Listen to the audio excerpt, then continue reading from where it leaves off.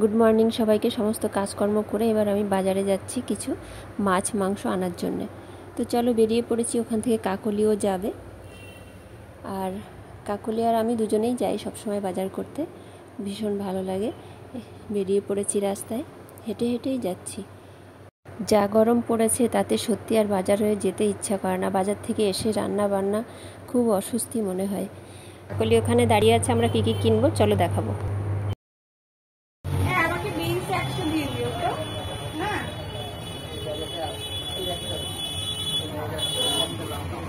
সবজি নেওয়া হয়ে গেছে, এখান থেকে কিছু মাছ নিয়ে নিলাম। তো পাশেই হচ্ছে খাসির দোকান আছে, খাসির দোকান থেকে একটু খাসি নিলাম। আর দেখো এখানে একটা কোল্ড ড্রিঙ্কস কিনে দুজনে খেলাম। খেয়ে দিয়ে তারপরে দেখলাম রাস্তায় তালশাঁস কাটছে, তো এখান থেকে কিছু তালশাঁস নিয়ে নিলাম। তালশাঁস খেতে ভীষণ ভালোবাসি আমি, তনুমনু সবাই ভালোবাসে, তো এখান থেকে কিছু নিয়ে নিলাম। এবার বাড়ি চলে আসলাম নিয়ে।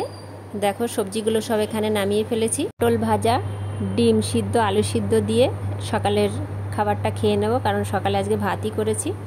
তো চলো, আলু আর ডিম একসঙ্গে মেখে তোমরা কখনো খেয়েছো? ভীষণ ভালো লাগে। এর মধ্যে একটু কাঁচা তেল দিতে হবে, সর্ষের তেল, আর কাঁচা লঙ্কা দিয়ে খুব ভালো লাগে খেতে। তারপরে যে তালশাঁস ছাড়াতে বসে গেলাম, কারণ তনুমনু তালশাঁস ছাড়িয়ে খেতে পারে না, ওদের জন্য ছাড়ালাম। তারপর আমি এই যে রান্নাঘরে চলে আসলাম। আমি কিন্তু খাসির মাংস আগে একবার ছিটি দিয়ে নিই, তারপর রান্না। এরপরে আমি খাসির মাংসর পুরো রান্নার ভিডিওটা তোমাদের সঙ্গে শেয়ার করব, তখন রান্নার ভিডিওটা তোমরা দেখে নিও। আর আমি খেতে বসে গেলাম, খাসির মাংস দিয়ে শুরু করলাম। ভীষণ টেস্ট হয়েছে, সত্যি অসাধারণ টেস্ট হয়েছে। অবশ্যই কিন্তু তোমরা রান্নাটা দেখবে এবং লাইক কমেন্ট শেয়ার করবে। আর কেমন হয়েছে রান্নাটা, তোমাদের কেমন লাগছে সেটা আমাকে কমেন্ট করে অবশ্যই জানাবে।